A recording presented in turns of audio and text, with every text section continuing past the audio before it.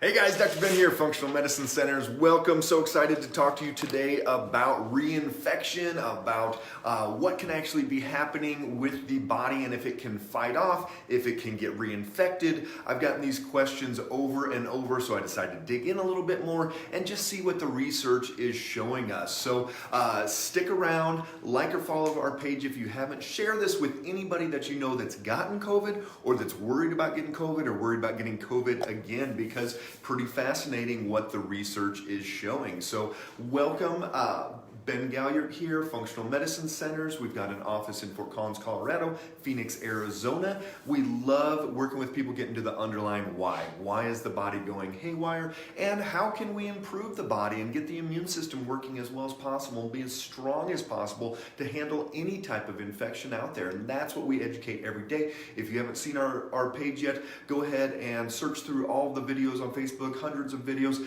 We also put those on YouTube, and so it's a lot easier to search videos for specific topics in there. Good to see you, Ashley, in North Platte. Anybody jumping on, go ahead and tell us where you are watching from. We love to see. We get people from all the way from New Jersey to Washington, from Texas to North Dakota. Let us know where you're watching from. So a big question we've been getting lately is, can I get reinfected? What do you think about these people that are saying that, they're getting it again, or they're getting it again, or getting it again? Well, the research is not showing that. The research is not playing out that people are getting reinfected over and over. And it makes sense because, this is a coronavirus. This is a virus that's been around for a long time, this class of viruses. And even though it's a novel or new virus, it's still going to be the same thought process of what's going on.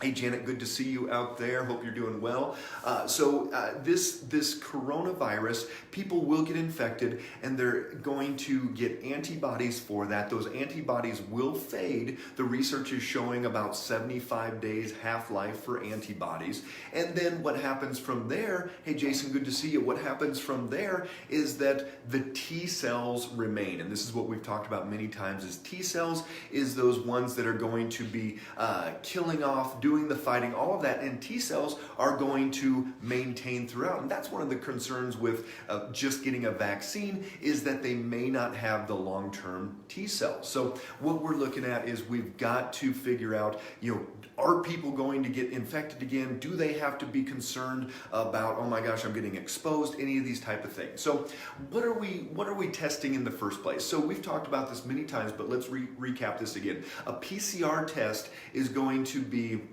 where they're looking for RNA of that virus. So they're looking at a small amount of genetic material, and so they run it through the PCR test, and they run it through number of cycles. So they go through cycle after cycle after cycle, upwards of 40 plus cycles for most labs. And what the research has shown is that the more cycles you go through, you get smaller and smaller and smaller amounts that you're detecting. And so if somebody's getting detected up at 35, 40, 45, and even Dr. Fauci said that anything over 35 cycles, you're not going to get an accurate test. You're not going to be detecting much of anything except maybe fragments of genetic material. So for one thing, PCR tests are way too sensitive, but for another is a PCR test, and this is really important for the infectious side, and whether someone's infected again or they're going to get reinfected. What's really important is that PCR test cannot detect between a live virus and a virus that is dead or inactive or already been processed out of the body. So the PCR test is not going to be able to tell us, is this a live virus or is it not? So there was a study done in Italy, and it was with patients from April through June that were infected when things were pretty hairy over in Italy. And what they looked at was what happens down the road when we retest these people, do another PCR test, and these were recovered patients that had COVID. There was 176 patients, and they looked at them and said, okay, you had COVID, you've recovered, you haven't had a cough for this amount of time, haven't had a fever for this amount of time, so what is going on? And so they retest all of these, and what they found was that 32 out of those 176 patients, so 18.2%, they still were testing positive for COVID. And what they did from there, they took those people and they actually swabbed and they cultured the virus. So one of the more gold standard ways of detecting if it's a true virus is active at that time is to culture it and see if it proliferates. So they did that. They looked at all these people that tested positive on the PCR test. So 18.2% of the people that had been positive had a true infection, recovered, tested them again, and the average time that they tested for people was at 48.6 days. So we're not talking like 3 days or 10 days or 12 days, but 48 days down the road, they were still testing positive on the PCR test. Were they actually contagious? Were they actually infected? They found that only one person out of those 32 people that tested positive in that PCR test were actually still contagious, still infected. They could actually swab that virus and culture it out. Hey, Sonny, good to see you out there in Gehring. So again, anybody jumping on, great to have you. We're talking about reinfection rates. We're talking about people that are concerned, oh, I keep seeing people that are getting reinfected and tested again and again and again. Well, this is what is actually going on is there is a very low chance of somebody actually getting reinfected, especially within the first 6 to 12 months of having COVID, just like a common cold or a flu or whatever. You get it once a season and that's usually going to be it. So the vast majority of people, they're going to be done with this. They're going to be moved on even within 5 to 10 days, they're not going to be infectious or contagious anymore. So the chances of somebody actually having a full-blown reinfection are very small, and even the research is showing that only one person out of these 176 still had, at an average of 48.6 days is where they tested these people, and they still had this potential contagious. So if you've had COVID, if you've been tested positive and you move on 5, 10, 12, 15 days later, the chances of you getting reinfected are very, very slim. Hey, Ashley, are the vaccines waiting? Hold on a second. Intended to prevent the spread of the virus or prevent the reinfection. So the goal that I've read about the vaccines that they're talking about at this point, Pfizer, Moderna, these different ones, they want to prevent the spread of the virus. And so the intention is to have people be able to create enough of an immune response that they will not get that. This is a messenger RNA vaccine. We've talked about this in the past. And it's a brand new vaccine. It hasn't been used on humans in any form as far as a broad use of the vaccine. So we're not sure long term what it's going to do. We do know that most of the labs that are making these are going to do an injection at day 1 and day 21. So you're going to need to get 2 injections and then hope that response kicks in. Hey, Sonny. Lingering effects of COVID. So after you've recovered. Yes, so I'm going to do a video on this later this week as well, but I'll jump in on that, Sonny. So there's a lot of other questions. So people are asking me, hey, what do you think about reinfection?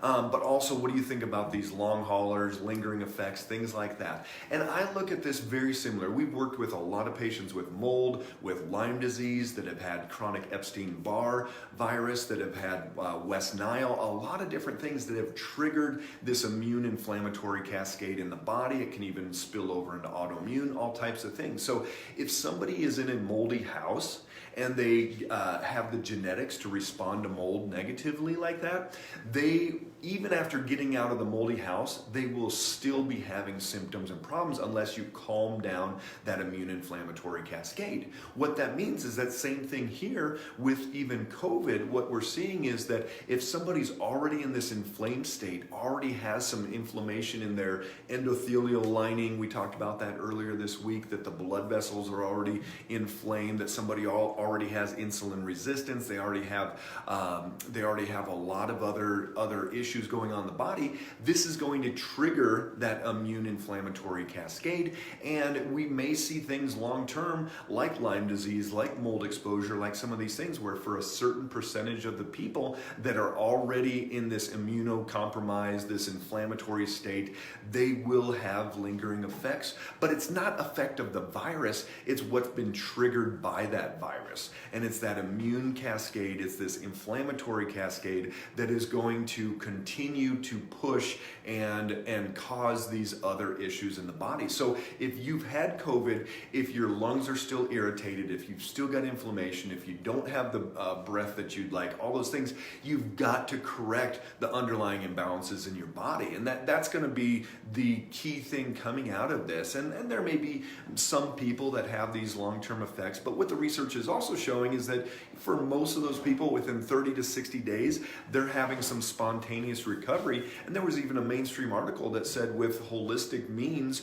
of doing exercise and good eating and supplements, things like that, they had spontaneous release of these symptoms and were in a lot better state. So what we're seeing is that yes, there is the potential to stimulate and drive these immune inflammatory cascades in the body, but if you truly take care of yourself, just like if you have Lyme disease, just like if you're dealing with mold issues, just like if you've had another virus like an Epstein-Barr or West Nile, you're going to be able to reverse that and stop that damage through there. So Mary, a lot of articles say not actually isolated a virus, so when they say they cultured it, they actually have it isolated, or they're still looking at sequences. So with this study that they were looking at, they were able to culture it and look at it for that specific sequence. Check out that article that we just posted earlier this morning, and you can get more information on there. So the chances of reintroduction are very slim.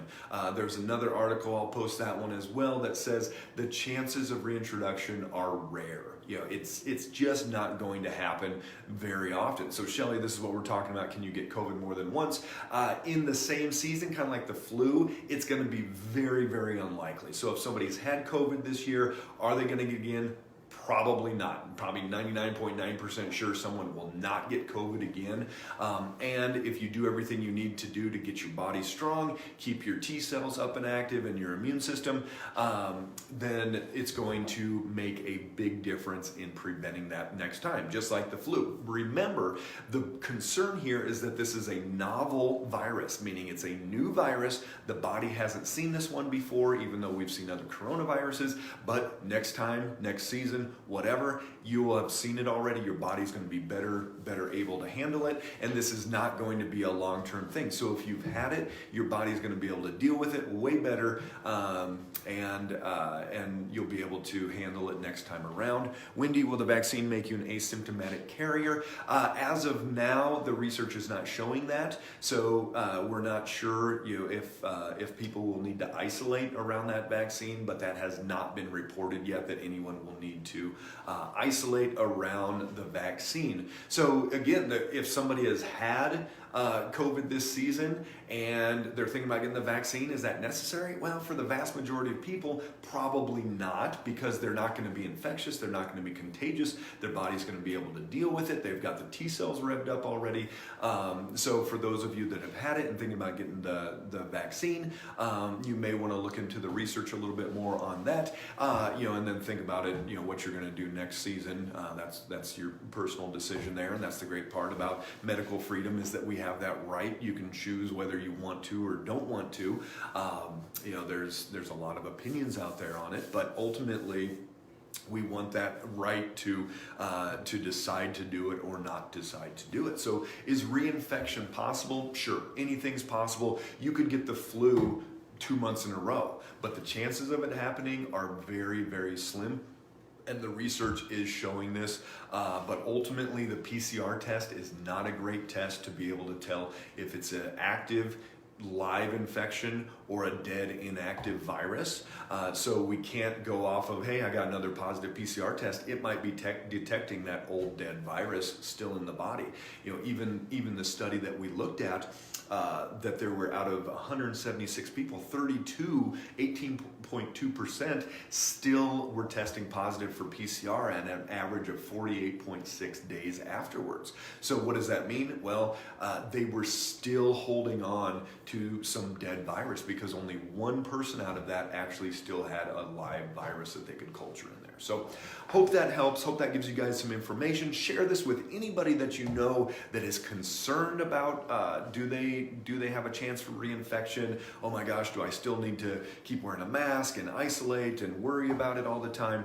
But this hopefully, and read the research, but hopefully you'll get some good information. Good to see you, Paula. Good to see everybody out there. Stay strong. Make it a great day.